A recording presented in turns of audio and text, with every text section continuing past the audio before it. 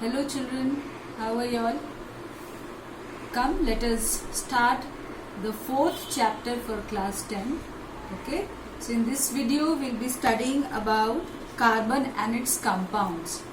This is the first lecture for class 10 chapter 4. Okay, so come, let us study about carbon and its compounds.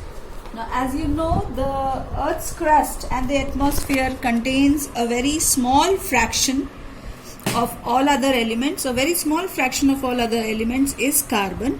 Yet, carbon seems to be very, very important in our life. Okay, it has immense importance in our life. Why? Because carbon has the ability to form large variety of compounds, and all these compounds are indispensable. Now, what are the properties of carbon and how does the carbon forms bond? Come, let us study about bonding in carbon and its compounds. So, as you are already aware that carbon has atomic number 6 and number of valence electrons is 4. So, in order to form bond, carbon will have to either lose 4 electrons or it will have to gain 4 electrons. And both the processes will require a lot of energy. So these are energetically non-favorable processes. So what does carbon atom do? Carbon prefers to go for sharing of electrons, okay, and it prefers to share 4 valence electrons with the combining atoms. And usually, what are the combining atoms that we are going to focus on in this chapter? So here you will see that carbon forms covalent bonds by sharing of electrons with hydrogen, nitrogen, oxygen, chlorine, many a time sulfur also, etc. Okay, so let us study about covalent bonds. What are covalent bonds? How are they formed? Etc. etc. So covalent bond is a strong force of attraction which is formed by sharing of electrons. And when a covalent bond is formed, remember the atoms remains neutrals. No ions are formed here as they are formed in ionic bond. Ionic bond leads to the development of charges or ions, but covalent bonds holds the neutral atoms together. Okay, the covalent bond is comparatively a weaker bond when you compare it with ionic bond. Okay, and covalent, they can be, remember covalent bond can be present in different numbers. Here I mean we can have a single covalent bond, we can also have a double covalent bond or a triple covalent bond. So I'll just give you some examples of these compounds. So come, let us study about covalent bonding. A covalent bond is formed by sharing of electrons, as you know, and I have taken the example of hydrogen molecule, which is the simplest molecule. So here each hydrogen atom comes, 2 hydrogen atoms come together, and each hydrogen atom is having 1 electron each. Okay, so they share the electrons, and I have drawn this diagram. As you can see, this hydrogen number 1, in this circle you can see it is having 2 electrons, whereas hydrogen number 2 is also having 2 electrons. As you can check in this circle, if you close this, you'll find 2 electrons are there. So the duplet of both the hydrogen atoms is completed, and this leads to the formation of H2.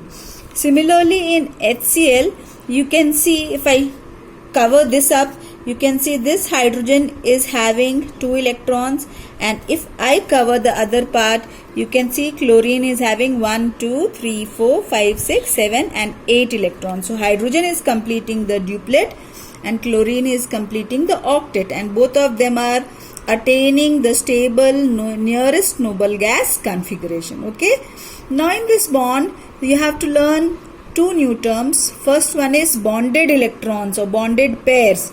So these 2 electrons are the bonded pairs. Why? Because they are held together in a bond.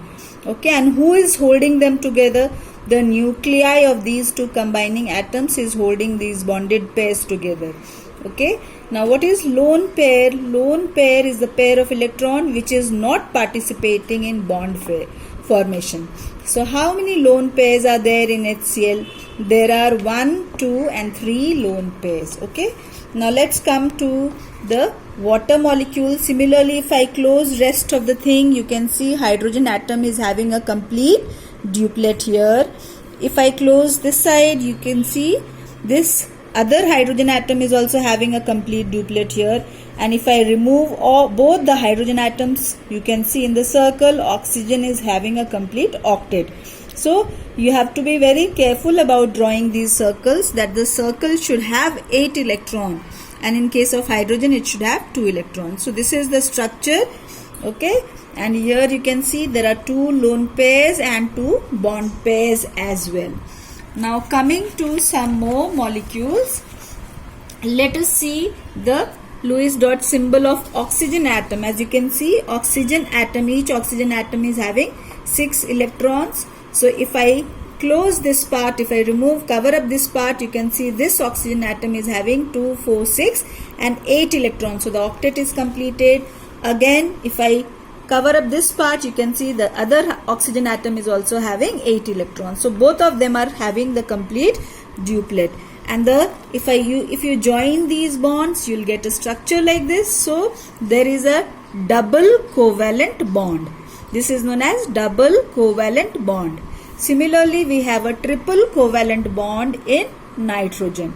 Okay, so this is the reason why nitrogen gas is inert in nature and it is flushed in the food items to prevent rancidity. Okay, now moving on to the definition of double, single and triple covalent bonds. When a single pair of electron holds the 2 atoms together in a molecule, it is called single covalent bond, like in hydrogen, chlorine, HCl, etc. When 2 pair of electron holds the bonded atoms together, we say it's a double covalent bond, as you have just seen in case of oxygen. When 3 pairs of electron holds the bonded atoms together, we say a triple covalent bond is formed, as you have seen in case of nitrogen. Now let us study about some characteristics of covalently bonded compounds, okay, or molecules.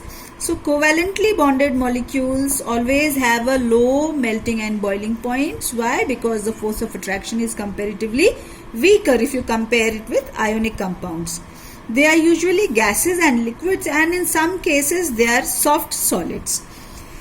Covalently bonded compounds are poor conductor of heat and electricity both. Why? Because they do not contain free ions. They don't have free and mobile ions.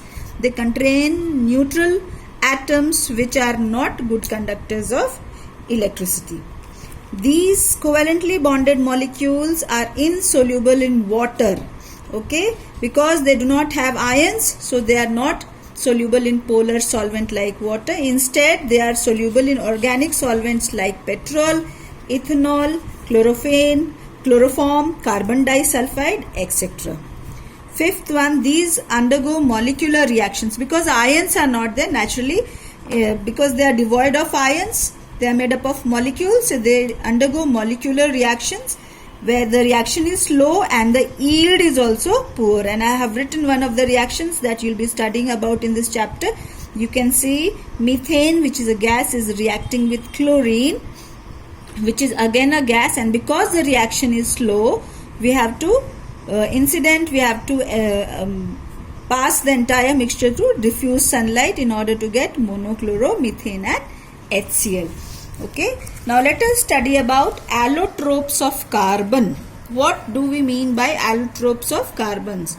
And this allotrope occurs due to a phenomena which is known as allotropy. First, let us study about definition of allotropy.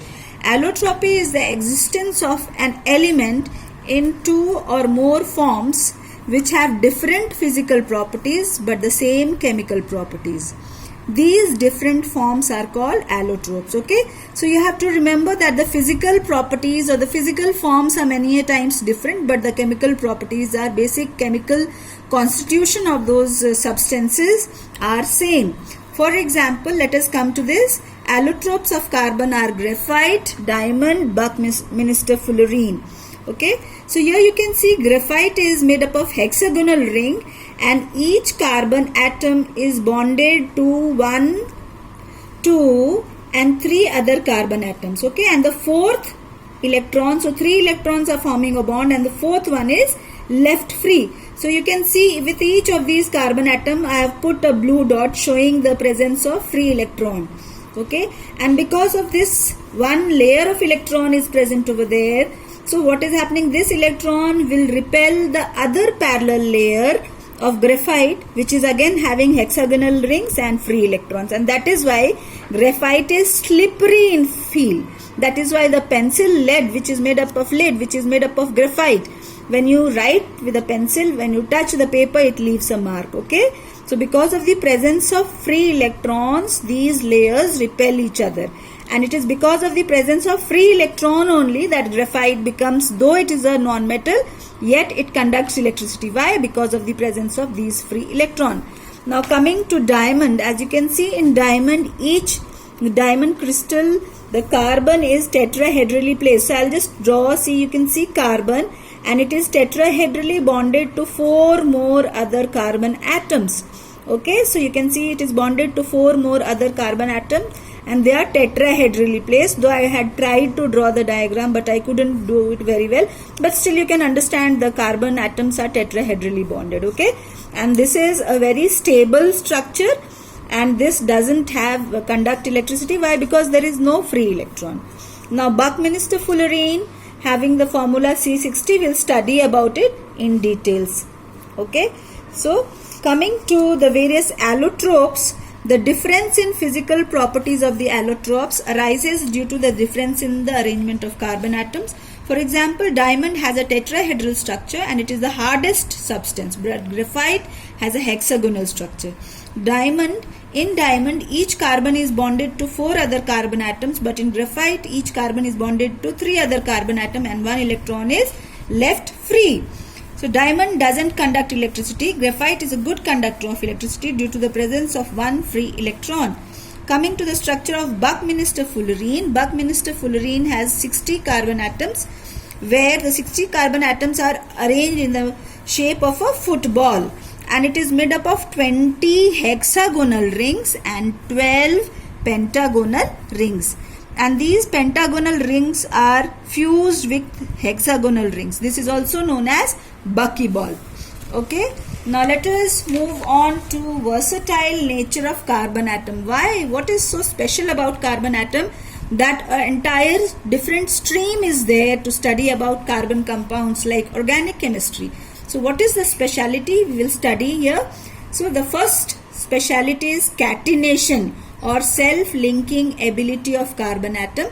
Carbon atom has the ability to form long carbon-carbon covalent bonds, and I have shown you the examples of various chains. Okay, you can see carbon is the smallest element. Why does it make bonds? So long chains. So it makes so long chains because carbon is the smallest element of group 14, and the bond formed between 2 carbon atoms is very strong. As a result, it can afford to have long chains. Okay, the chains can even go to thousands of carbon atoms. The length is so much.